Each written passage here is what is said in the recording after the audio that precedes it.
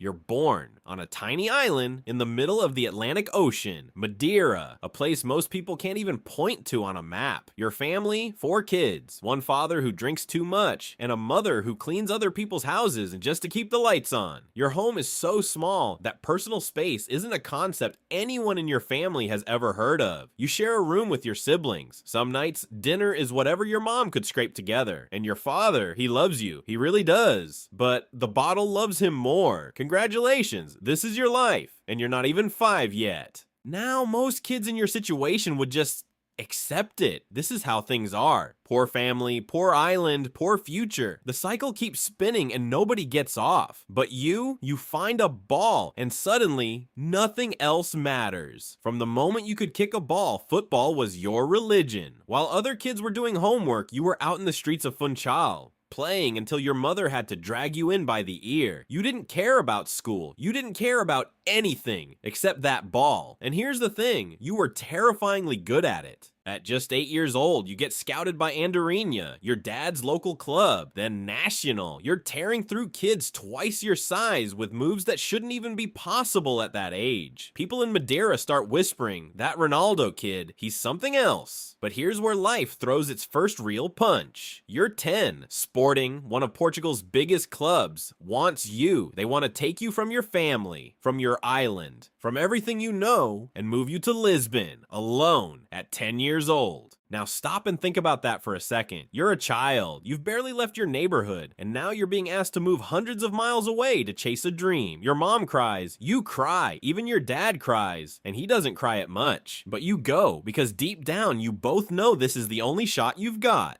Lisbon hits you like a truck. The kids at the sporting academy are polished, well-fed, confident. They come from good families, good schools, good neighborhoods. And then there's you, the scrawny island kid with a thick Madeiran accent that everyone finds hilarious. You open your mouth and the whole room laughs. Not with you, at you every single time. You get bullied, mocked, called names. The accent alone makes you a walking punchline. You're homesick to the point of physical pain. Some nights you call your mom just to cry, but you do something most kids wouldn't. You channel every ounce of humiliation into fuel. Every laugh, every insult, every eye roll. You store it, you remember it, and you use it. You train harder than anyone. We're not talking about putting in a little extra time. We're talking about staying after sessions until it's dark, practicing free kicks until your legs give out, doing extra sprints when everyone else has gone to sleep. Your coaches start noticing, the other kids start noticing. The laughter slowly stops. And just when things are starting to look up, life hits you again. You're 15. You start feeling your heart racing at weird times, skipping beats. You try to ignore it, but it gets worse. You're taken to the doctor. The diagnosis? A racing heart condition. A heart defect that, if left untreated, could end your career before it even starts. You need surgery, heart surgery, at 15. Let that sink in. You left your family, survived the bullying, outworked everyone around you. And now your own heart is trying to betray you. The surgery is a success, but you're told to rest. No training, no football. For a kid who lives and breathes the game, that's its own kind of torture. But you recover, and you come back hungrier. At 16, you make your professional debut for Sporting CP. At 17, you put on a masterclass against Manchester United in a pre-season friendly. You're so good that United's players walk into the dressing room afterwards and beg Sir Alex Ferguson to sign you. Ferguson buys you £12 million. You're 18, you're going to Old Trafford, you're going to the Premier League, and you're about to get absolutely cooked. English football in 2003 is not for the faint-hearted. It's physical, brutal, and completely unforgiving. And you are this flashy, skill-heavy teenager from Portugal who loves stepovers more than he loves breathing. The Premier League defenders take one look at you and think, lunchtime. You get kicked, constantly. Slide tackles that would make a doctor wince. Defenders who treat your shins like they personally wronged them. And the worst part, the fans aren't even on your side yet. You're showboating, you're diving, you're too much. The English media tears you apart. Overrated, just tricks, no substance. He'll never make it. You're getting fouled every 5 minutes, and when you go down, you get booed. Then comes the lowest moment of your early career, the 2006 World Cup. Portugal versus England. Wayne Rooney gets sent off, and there you are on camera winking. The entire country of England turns on you overnight. You go back to Manchester and you genuinely consider leaving. You've had enough. It's too much pressure, too much hate, too much noise. But Ferguson sits you down and says, stay, prove them wrong. So you do. What happens next is one of the greatest individual transformations in football history. You strip away every unnecessary flick, every showboat move that doesn't lead anywhere. You become ruthless, clinical, a machine. In the 2007 to 2008 season, you score 42 goals, win the Champions League, win the Ballon d'Or, and drag United to a Premier League title. The same fans who booed you are now chanting your name like a prayer.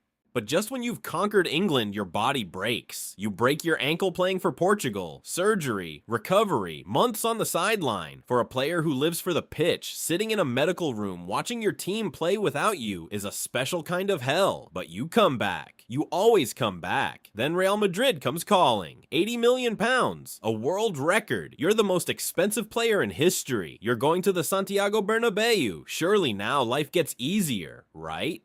Wrong. Madrid is its own monster. The pressure isn't just to be good, it's to be perfect. Every single game. You scored 26 goals your first season, and the fans still whistle at you. 26 goals. And you get whistled. You stand in front of 80,000 people who are supposed to be on your side, and they're acting like you've disappointed them. You break down crying in a press conference. You actually cry in front of the cameras, and people mock you for that too. Big baby. Can't handle the pressure. Meanwhile, you're carrying an entire football club on your back while Lionel Messi, and yes, we have to say the name, is winning Ballon d'Or after Ballon d'Or, 4 in a row. The whole world is telling you that no matter what you do, you'll never be the best. You respond by scoring 50 goals in a single season, then 60. You win the Ballon d'Or, then again and again. You and Messi turn football into a two-man war that the rest of the world just watches in awe. But the personal pain never fully goes away. Your father, the man who cheered you on from that tiny island, who saw something in you before anyone else did, dies in 2005 from liver failure. Alcoholism. He never got to see you lift the Champions League, never got to see the Ballon d'Or, never got to see you become the greatest. You carry that grief silently. You always have. Then in 2021, your newborn son dies. You share the news with the entire world while you're supposed to be preparing for a football match. People forget sometimes that behind the goals, behind the celebrations, behind the abs and the trophies, there is a human being feeling things that no amount of success can fix. And yet, he plays. He always plays. At 41, when most footballers have been retired for years, you're still scoring goals for Al Nassr in Saudi Arabia, still working harder than players half your age, still doing extra training after sessions end, still obsessing over his body, his diet, his sleep schedule like a man who genuinely believes he can outrun time.